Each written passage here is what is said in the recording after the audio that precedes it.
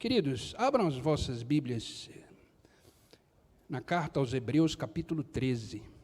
Vamos ler o versículo 4, só a parte A do versículo. E depois vamos em outro versículo que eu também quero usar como base da mensagem de hoje, que vai ser em Colossenses, capítulo 3. Mas vamos por parte. Vamos lá, Hebreus, capítulo 13, versículo 4, só a parte A. Acharam? Quando é Gênesis e Apocalipse, acha rapidinho, né? Que é o primeiro e o último livro. Mas quando fala livro do meio, aí já o povo já começa a se enrolar um pouco, né? A não ser quem esteja com o celular, aí fica, né? Carta aos Hebreus, capítulo 13, versículo 4, só a parte A, diz assim: honrem o casamento e mantenham puro a união conjugal. Honrem o casamento e mantenham puro a união conjugal.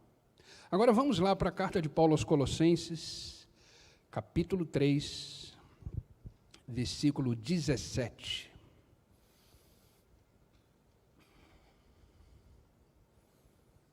Carta de Paulo aos Colossenses, capítulo 3, versículo 17. Acharam? Diz assim a palavra de Deus: tudo o que fizerem, seja em palavra ou em ação, façam-no em nome do Senhor Jesus, dando por meio dele graças a Deus Pai. Sabe, queridos, nesses dois versículos eu quero separar duas frases extremamente importantes. Em Hebreus 13, 4, honrem o casamento. Em Colossenses 3,17, a frase, tudo o que fizerem. E o tema da nossa conversa hoje vai ser 4 princípios de um casamento que honra a Deus. 4 princípios de um casamento que honra a Deus. E durante a mensagem, comece a olhar para o seu casamento e ver se o seu casamento é um casamento que honra a Deus. Porque nos versículos aqui ficou muito claro, honra o casamento e tudo o que fizerem, seja em palavras, em ação, façam em nome do Senhor. Tudo. A nossa vida, todos os atos dela, tem que honrar o Senhor. A gente foi criado para isso. A função do ser humano é glorificar a Deus em tudo que ele fizer.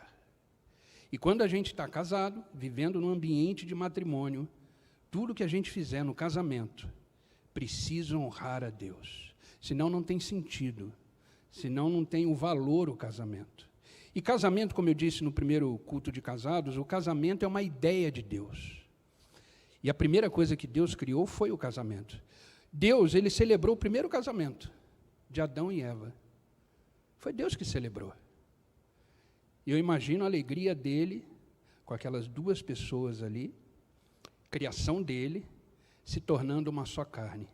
Então Deus, ele celebrou o primeiro casamento. E o primeiro sinal de Jesus, o primeiro milagre de Jesus foi aonde? Num casamento.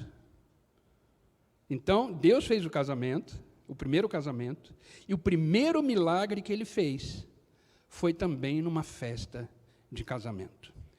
Entenda que casamento, ele é estabelecido por Deus e ele espera que os 2 que fazem parte desse casamento honrem ele de forma especial, porque ele deve ser a fonte do seu casamento. E a Bíblia, na verdade, ela tem alguns princípios muito importantes que a gente vai aprender juntos, de como a gente vai fazer do nosso casamento um casamento que glorifique o nome do Senhor, que honre o nome do Senhor. Porque a gente pode estar ou envergonhando ou honrando. As 2 coisas não dá. Ou a gente honra a Deus através do nosso casamento, ou a gente envergonha a Deus através do nosso casamento. E aí? O que a gente está fazendo? Como é que está andando o nosso casamento? Então, o primeiro princípio que eu quero deixar aqui para vocês é o seguinte: edifique o seu casamento na rocha. Edifique o seu casamento na rocha. Olha o que está escrito no Evangelho de Mateus, capítulo 7, versículo 24 em diante. É um versículo muito conhecido de todos nós, mas a gente vai trazer esse versículo para dentro do casamento. Todo aquele, pois, que ouve estas minhas palavras e as pratica, será comparado a um homem prudente que edificou a sua casa sobre a rocha. E caiu a chuva, transbordaram os rios, sopraram os ventos e deram com ímpeto contra aquela casa, que não caiu, porque foi edificado sobre a rocha. E todo aquele que ouve estas minhas palavras e não coloca em prática, será comparado a um homem insensato, que edificou a sua casa sobre a areia. Caiu a chuva, transbordaram os rios, sopraram os ventos e deram com ímpeto contra aquela casa. E ela desabou, sendo grande a sua ruína. Agora a gente vai trocar a palavra homem por casamento. Todo aquele, pois, que ouve essas minhas palavras e as pratica, será comparado a um casamento prudente, que edificou a sua casa sobre a rocha. Caiu a chuva, transbordaram os rios, sopraram os ventos e deram com ímpeto contra aquele casamento. E ele não caiu, porque esse casamento foi edificado sobre a rocha. E todo aquele que ouve essas minhas palavras e não as pratica será comparado a um casamento insensato, que edificou a sua casa sobre a areia, caiu a chuva, transbordaram os rios, sopraram os ventos e deram com ímpeto contra aquele casamento.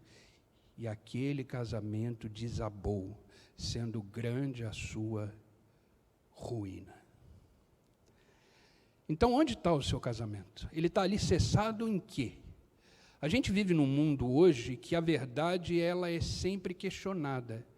Hoje não existe mais o absoluto no mundo que a gente vive.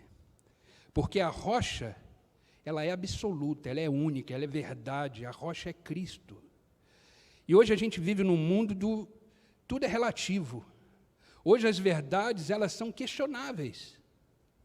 Hoje o casamento que a gente vive, ele é questionável pela sociedade. E se você parar para ouvir os questionamentos da sociedade, você vai estar firmando o seu casamento numa areia. Vai vir as dificuldades, que a gente fala aqui na palavra como ventos, chuvas, vai vir qualquer deslize, qualquer problema, em vez de você estar com o seu casamento alicerçado na rocha que é Cristo, está numa areia, e qualquer vento contrário, existe a queda, existe a ruína. E é o que a gente vê por aí. É engraçado, depois da pandemia, o que teve de divórcio, por que será? Porque na pandemia o casal começou a se conhecer. Estava todo mundo em casa. Estava todo mundo em casa. Porque antes da pandemia estava todo mundo no seu trabalho, passava o dia inteiro trabalhando, chegava em casa só na hora do almoço, rapidinho, com pressa, aquela rotina da vida, aquela coisa toda. Chegou a pandemia, todo mundo ficou proibido de sair de casa, aí o marido começou a conhecer a mulher começou a conhecer o marido, e aí sim falaram, nossa, mas não foi com ela que eu casei. E ela falou, mas não foi com ele que eu casei. Mas por que isso? Porque os casamentos frágeis são aqueles que estão firmados na areia, e qualquer vento contrário entra em ruína, entra em ruína.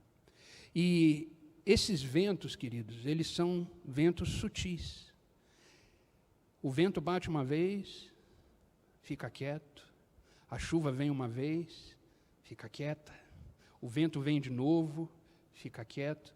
Mas cada vez que vem o vento e cada vez que vem a chuva, se você está na areia, você começa a balançar. E você não percebe. E o tempo vai passando, você tem 10 anos de casado, você tem 15 anos de casado, você tem 20 anos de casado, você tem 30 anos de casado e o vento está batendo. E a chuva está caindo. Você já está mais para lá do que para cá. Você já está quase desabando. Quando você está prestes a cair, vem o temporal. E aí derruba de vez o seu casamento. Então, queridos, um princípio muito importante no casamento é aonde ele está alicerçado. Aonde ele está sendo construído. Porque o casamento ele não é só construído quando você diz sim, naquele dia memorável, onde tudo é lindo, onde existem as flores maravilhosas, aquela entrada triunfante, a festa. Ali é muito fácil falar sim. Mas o nosso sim no casamento, ele tem que ser dito todos os dias. Esse sim, que a gente falou lá atrás, ele tem que se repetir todos os dias. E só é possível esse sim, se ele estiver na rocha. Senão você não consegue dizer sim, porque você está tão abalado, tão destruído emocionalmente, que você nem lembra mais do sim. E aí a esposa vai falar do sim, você fala, que sim? Aí o outro fala do sim, vira para o outro, fala para o marido, fala, que... E assim a gente vai destruindo o nosso casamento. Então, olha onde está estruturado o seu casamento.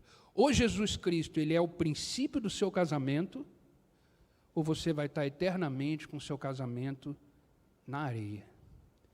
E as tempestades vão chegando e vão destruindo aos poucos o nosso casamento. E uma das maiores tempestades que existe no casamento chama-se tempo. Tempo. O tempo vai passando, e aí a gente vai esquecendo daquele primeiro sim que a gente deu, o tempo vai, as dificuldades vão chegando, você vai conhecendo mais a pessoa, não tem mais novidade no casamento, por isso que a gente sempre tem que buscar novidade. O casamento tem que se fazer novo todos os dias. Isso que eu estou falando, gente, não é fácil, eu não estou aqui dizendo que isso é fácil, mas é necessário. A gente tem que sempre lembrar que a gente está numa rocha inabalável, que é Jesus Cristo, e é nele que a gente extrai as forças que a gente precisa, para que a gente fique sempre firme no nosso casamento. Entenda o seguinte, no casamento não existe plano B. Ele nasceu para dar certo. Lembra que eu falei no primeiro culto de casados? O que é o casamento? Duas pessoas que nasceram, que foram criadas por Deus para dar certo. Então não existe plano B. Aí você vai falar, pastor, mas o meu casamento está por um fio. Então vamos começar a reestruturar ele novamente. Começa a ver aonde está alicerçado o seu casamento. E ele deve estar numa rocha que é inabalável. O que eu falei sobre questão de absoluto é que a ideia de casamento que temos hoje, ela pode ir variando de acordo com que o mundo vai ditando as regras sobre o casamento. Mas quando eu falo absoluto, nós temos duas coisas absolutas que jamais mudam: Cristo e a sua palavra. Essa é a rocha que o nosso casamento deve estar alicerçado. Ela jamais vai mudar. Ela é uma verdade absoluta. Ela é uma verdade única. Ela não é relativa. Deus não muda. Ele é o mesmo ontem, hoje, será eternamente Deus. A gente precisa trazer essa rocha para o nosso casamento. A gente precisa trazer esse alicerce para o nosso casamento. E esse trazer, ele tem que ser diário. Diário. Então, primeiro princípio, coloque isso no seu coração. Quando a gente está num culto de casais, como qualquer outro culto, na verdade, a gente deve escutar a palavra com o coração e não com a mente, porque a mente fica criando críticas daquilo que está se ouvindo. Então, primeiro escuta com o coração, entende com a sua alma aquilo, e depois você começa a ruminar a palavra, vamos dizer assim, e ela vai amadurecendo e vai dando a você uma nova mentalidade. Mas escute com o coração, sem preconceito, sem críticas, com humildade, entendendo, olhando para o seu casamento e falando, como é que está o meu casamento? Será que ele está por um fio? Ou será que ele está realmente firme na rocha? Amém, queridos? Segunda coisa, segundo princípio que a gente precisa trazer para o casamento, é exercite a paciência e a perseverança. Isso é um problema. A perseverança e a paciência, elas devem andar juntos. Casamento de sucesso é duas pessoas que perseveram. Duas pessoas que, mesmo diante da tempestade, continuam caminhando na mesma direção. Lembra que eu falei no primeiro culto? Casamentos são duas pessoas diferentes, de origem diferentes, de ideias diferentes, de famílias diferentes, que um dia, pela graça de Deus, resolveram se unir e viver uma só carne, viver uma só família. Então, para que você consiga manter o seu casamento, convivendo com uma pessoa que é diferente de você, só através da paciência e da perseverança. Olha o que está escrito em Tiago, capítulo 1, versículo 2 ao 4, diz assim: Meus irmãos, tende por motivo de toda alegria o passar por várias provações. As tempestades do casamento, elas são provações. Sabendo que a provação da vossa fé, uma vez confirmada, produz o quê? Perseverança.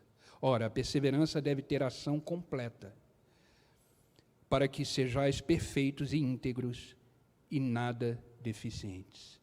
Não existe casamento perfeito, mas existe um casamento segundo o princípio e a vontade de Deus. No casamento existem conflitos, existem discussões, existem lutas, existem desafios. A gente não pode negar isso, a gente não pode ser criança. A gente tem que ser maduro e olhar para o nosso casamento e falar, está complicado, está difícil, mas não existe plano B. Se Deus me trouxe até aqui, se Deus me permitiu que eu casasse com essa pessoa, se Deus nos uniu, eu preciso perseverar até o fim. E a gente só consegue perseverar se a gente tiver a paciência, e essa paciência ela só vem do Senhor. Ela só vem do Senhor.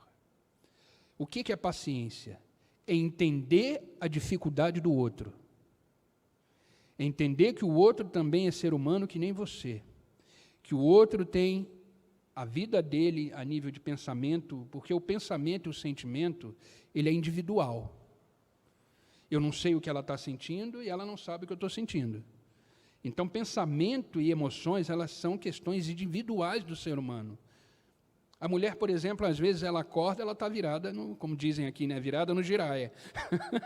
Né? E aí você tem que saber entender, é o mês dela, é uma série de coisas. Então, você precisa entender e ter a paciência para deixar ela viver esse momento dela. Você tem que respeitar, e vice-versa. Às vezes o homem está super, né, preocupado com alguma coisa, enfim. Você tem que entender.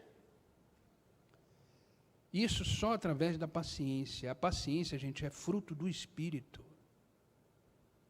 A paciência é fruto do Espírito. Por isso que a gente tem que ser cheio do Espírito. Por isso que a gente tem que se alimentar na palavra. Por isso que a gente tem que meditar na palavra dia e noite. Porque a gente precisa estar cheio. Para você viver um casamento bom, agradável e que honre a Deus, os dois precisam estar cheios do Espírito Santo, senão não vive, senão não aguenta, senão não suporta. Viver casado é fácil? Não, não é. É um mar de rosas? Não, não é. Só em novela, em filme. Mas na vida real, a vida a dois, não é fácil. Mas pode ser leve, pode ser verdadeiro, pode ser que honre a Deus, pode ser que glorifique o nome do Senhor. Por isso, precisamos entender que tudo aquilo que aprendemos do Senhor precisa colocar em prática. Entenda uma coisa, a palavra de Deus, ela é viva. Vocês concordam com isso? A palavra de Deus é viva? É viva. Você lê um versículo hoje, ele fala com você de um jeito. Passa um tempo, você lê esse mesmo versículo, ele fala com você de outro jeito. Por quê? Porque a palavra de Deus se move na nossa existência, na nossa realidade, no nosso contexto de vida. Agora, ela só se torna a vida em nós, se ela sai do campo teórico e entra no campo prático da vida. Então, queridos, o casamento só vai ser um casamento que honre a Deus, que glorifique a Deus, se você pegar todos os princípios de um casamento que existe na palavra de Deus e colocar em prática. Se você não colocar em prática, você sempre vai viver do mesmo jeito. Grave isso, grave isso. Tiago, capítulo 5, versículo 7 em diante, diz assim: sede, pois, pacientes, até a vinda do Senhor. Até quando que a gente tem que ser paciente? Ele já veio? Então precisa continuar. Precisa continuar. Por quê? Porque quando ele vier, vai ter casamento? Quando ele nos levar, continuaremos casados? Mistério. Né? Mas sede pacientes até a vinda do Senhor. Eis que o lavrador aguarda com paciência o precioso fruto da terra, até receber as primeiras e as últimas chuvas. Sede vós também pacientes. Você quer que seu casamento dê fruto? Você está lavrando a terra? Você está semeando sementes corretas? Você está adubando da forma correta? E você está tendo paciência para que os frutos possam surgir? O nosso casamento é uma terra fértil e pode produzir frutos maravilhosos. Os filhos é prova disso. Filhos são frutos maravilhosos de um amor de duas pessoas, de um casamento, de um sonho, de um projeto. Quando você se realiza profissionalmente junto com a sua esposa junto com o seu marido, é um fruto. É o seu trabalho sendo frutificado ali. Só que, queridos, a gente precisa cuidar dessa terra, cuidar desse solo, porque esse solo vem chuva, vem tempestade, vem vento, e se a gente não cuidar dessa terra, ela fica improdutiva. Então, como diz Tiago, eis que o lavrador aguarda com paciência o precioso fruto da terra, até receber as primeiras e as últimas chuvas. Sede vós também pacientes. Quando ele diz até receber as primeiras e as últimas chuvas, é o cuidado que você tem com a terra. As primeiras é o início do casamento. As últimas chuvas vai ser quando terminar o casamento com a vinda do Senhor. Então pense nisso. Cuide dessa terra. Porque às vezes essa terra ela é agredida de tal forma que ela para de produzir frutos. Ela para de produzir aquilo que Deus quer que seja produzido. Então, o segundo princípio é manter a perseverança e a paciência diante do Senhor. E entender o momento do outro. Entender sempre o momento do outro é muito importante. Porque se a gente não entende o momento do outro, a gente está sendo egoísta. A gente só está querendo que ele enxergue o nosso momento. E nem sempre o nosso momento vai bater com o momento do outro. Vai encaixar com o momento do outro. Lembra que são duas pessoas diferentes. Então você precisa respeitar o momento da outra pessoa. Amém? Vocês estão entendendo? Amém? Bom, quando a gente perde a paciência, quando a gente começa a não perseverar no nosso casamento, a primeira coisa que o diabo coloca na nossa mente é o seguinte: acabou. Eu não mereço isso. Eu não mereço sofrer desse jeito. Eu não casei para isso. Antes de viver só do que mal acompanhado. Não tem um ditado do mundo que diz isso? Sabe, queridos, o diabo é assim, ele fica ao redor, que nem um leão, esperando uma brecha. E a brecha, ela sempre vem aqui, na mente. E quando ele encontra uma brecha, ele começa a jogar o que Paulo diz de dardos inflamados na nossa mente, o dia inteiro. E aí começa a vir esses pensamentos. Por quê? Porque você está sem paciência e você não está perseverando, ou seja, você não está cuidando desse solo que é o casamento. E a primeira coisa que vem na nossa cabeça é desistir.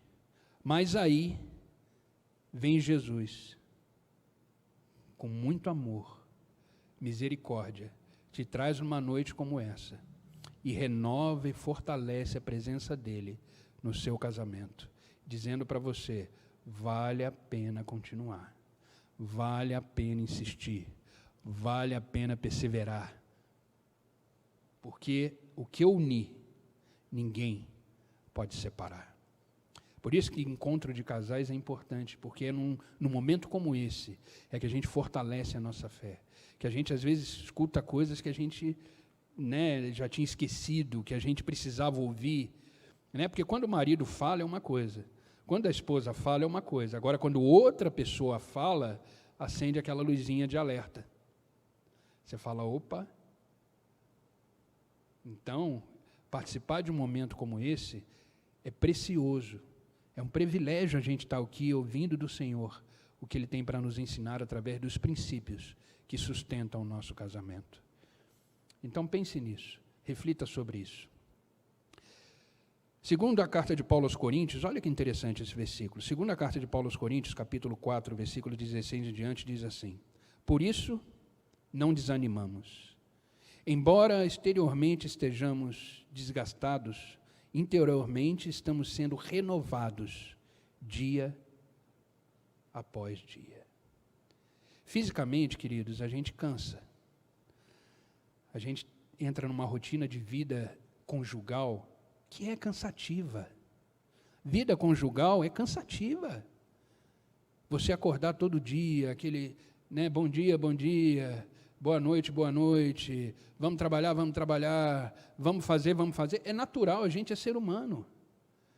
Só que por mais que fisicamente você esteja cansado, se você está alimentado com a palavra de Deus e cheio do Espírito Santo, você está sendo renovado aqui dentro, dia após dia. Queridos, priorizem o seu interior. Priorize alimentar e sustentar o seu interior, para que você esteja firme no seu casamento. A gente precisa, queridos, se alimentar muito para viver um casamento bem-sucedido, um casamento que honre o Senhor. E é isso que Paulo está dizendo. Por mais que você fique desgastado fisicamente, por mais que você fique destruído fisicamente, mas se você estiver alicerçado em Deus, absorvendo a palavra de Deus, sendo alimentado na palavra de Deus. Devocional, por exemplo, é isso. Devocional é um momento que você tira para se abastecer do Senhor. Existem devocionais, por exemplo, para casais, que você compra, começa a ler junto com o seu cônjuge, e você vai se alimentando com palavras que têm a ver com o casamento. Invista nisso. Comece a se alimentar com coisas que vão alicerçar o seu casamento, manter o seu casamento firme nessa rocha que é necessária para que a gente possa viver um dia de cada vez, amando e renovando o nosso amor diante de Deus, um pelo outro. Amém, queridos? Por isso é necessário paciência e perseverança. A vida de casamento é uma vida de cultivo, é uma vida de rega, é uma vida de lavoura, de investimento, e isso tem que ser feito de forma diária. Não brinquem de casamento, não brinquem de casinha, porque o que o diabo deseja, o que ele mais deseja hoje é destruir a família. A gente já está vendo algumas coisas acontecendo aí. O que ele mais quer é destruir a família, porque se ele destrói a família, ele destrói uma sociedade, ele destrói uma criação de Deus, um princípio de Deus. Claro que ele não vai conseguir. Aqueles que são do Senhor são guardados. Aqueles que são do Senhor são protegidos. Mas a gente precisa vigiar. O Senhor mesmo diz, sejam prudentes. Então a gente precisa vigiar. E a melhor forma de manter o nosso casamento alicerçado, protegido, é na palavra de Deus, que é absoluta, e é no próprio Cristo, que é absoluto. Se não for assim, a gente não consegue ficar de pé. Amém? O próximo ponto, e o último, que é o mais importante, priorize o amor. Vocês se amam? Hã? Já fiquei preocupado. Vocês estão num culto de casal, de casados, pergunta se vocês se amam e ninguém fala nada. Eu falei, opa, será que tem alguma coisa errada? Se amam mesmo? Que bom. Que bom. O amor é a base de tudo. O amor é a base de tudo. Sabe, queridos, a gente só está vivo porque Deus nos ama. A gente só está de pé porque Deus nos ama. A gente só está vivendo esse momento aqui porque Deus nos ama. O amor é a base de tudo. De tudo. Principalmente de uma vida a dois. Porque o amor tudo suporta. O amor não significa que entende tudo. Mas o amor tudo suporta. Suportar não significa entender. Às vezes você não entende a reação de uma pessoa. Às vezes você não entende o comportamento dela. Ela não entende o seu comportamento. Mas você suporta. Por quê? Por amor. Por amor. O amor, ele deve ser a base do seu relacionamento. E só existe uma fonte de amor. Qual é? Deus. Eu não sei se eu falei no primeiro culto para vocês, mas imagine um triângulo. Imagine um triângulo. Mentaliza o triângulo. Na base embaixo tem o homem e tem a mulher. Estão mentalizando? Na ponta, lá em cima do triângulo, tem Deus. Quando você começa a subir o homem e a mulher para se aproximar de Deus, quem está se aproximando também? O homem e a mulher. Quando o homem e a mulher se afastam de Deus, quem está se afastando também? Isso é o casamento. O casamento é esse triângulo. E o homem e a mulher sempre estão se aproximando de Deus. Porque se aproximando de Deus, eles dois também se aproximam. Se afastando de Deus, eles também se afastam. Sempre mentaliza isso. O seu casamento é um triângulo. Deus, o seu marido, Deus e a sua esposa. Se não for desse jeito, a gente não consegue. A gente não consegue. Então o amor é a base do seu relacionamento. 1 Coríntios capítulo 13, versículo 4 diz assim. Vamos voltar lá na paciência, olha só. O amor é paciente e bondoso. O amor não é ciumento, nem presunçoso, não é orgulhoso, nem grosseiro. Não exige que as coisas sejam da sua maneira, grava isso.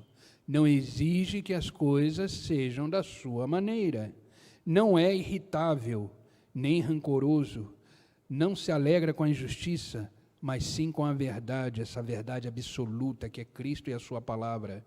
O amor nunca desiste, nunca perde a fé, sempre tem esperança e sempre se mantém firme. Traduzindo, isso é o amor. Agora eu vou perguntar de novo. Vocês se amam? Ah, agora ficou mais forte. Né? Isso é o amor. Isso é o amor. Do mesmo jeito que o Espírito tem os seus frutos, o amor que vem do Espírito, que vem de Deus, também tem os seus frutos. Começa a fazer um exercício em casa, ou no dia a dia com a sua esposa, a esposa com o seu marido. Quando você começar a reagir, veja se essa sua reação faz parte do fruto do amor. Se não fizer parte, já para na hora. Já estanca. Porque se não é fruto do amor, com certeza não vai honrar a Deus. Então, como ele diz aqui, o amor é paciente. Você perdeu a paciência, você está totalmente fora do amor. O amor é bondoso. Se você não for bom com a sua esposa não for boa com você, está totalmente fora do amor. O amor não é ciumento. Alguém é ciumento aqui? Não. Sabe, as pessoas entendem ciúme de uma forma diferente. Eu não sou ciumento, eu só cuido do que é meu. Né? As pessoas pensam desse jeito. Gente, o ciúme, ele é uma doença. É uma doença, claro, você sentir aquela coisinha de ciúme é até sadio, você está preocupado, né? Mas o ciúme, aquele que não deixa fazer nada, não deixa viver nada, já é uma doença. Chegou uma mensagem no celular, a pessoa já está assim, ó. Quem é? Né? Chegou, vira uma doença. Mas esse ciúme aqui é essa questão de preocupação. O ciúme, que é aquele que gera preocupação pelo outro, é saudável. Mas aquele ciúme doentio, isso não é fruto do amor. O amor não é orgulhoso e nem grosseiro. Então começa a analisar as suas atitudes e começa a ver se elas são frutos desse amor. Se você detectar na hora que não é, já para e peça perdão. Desculpa, eu não falei o que eu queria. Desculpa. Gente, isso é muito difícil, eu falo para vocês, mas viver isso é difícil. Não é fácil. Principalmente quando você está no calor da emoção. Quando você está no calor da emoção, você fala, vai. É natural, mas começa a refletir e volta. Fala, desculpa, me perdoa, dá um abraço. Gente, abraço é uma das coisas mais curativas que existe. E é o que a gente vai fazer daqui a pouco. Abraço é uma das coisas mais curativas que existe. Na hora que o bicho está pegando, abraça. Abraça. Aí eu quero ver se o amor é firme mesmo. Na hora que o bicho está pegando, dá um abraço, perdoa, desculpa. Então, coloque 1 Coríntios 13, 4 e 8, escreva isso, coloca na sua agenda, coloca no seu celular, frutos do amor. E na hora que começar a reagir, observa se você está gerando glória para Deus com o seu casamento, ou se você está gerando vergonha com o seu casamento. O casamento é um só, essa vida que a gente vive é uma só. Então não vamos perder tempo. Vamos aproveitar as oportunidades que Deus nos dá para ter uma vida boa. Gente, viver casado é a melhor coisa do mundo. É a melhor coisa do mundo. Vida a dois é ótimo. É ótimo. Tem uma pessoa do seu lado que te ama. Tem uma pessoa do seu lado que te ajuda. Tem uma pessoa do seu lado, aí você vai falar, é porque não é a sua esposa, né, pastor? Não é o seu marido. Por isso que a gente precisa renovar. Mas você tem uma pessoa do seu lado que te ajuda, que te entende. Ó, que maravilha, te ajuda, te entende, te compreende, te ama, né?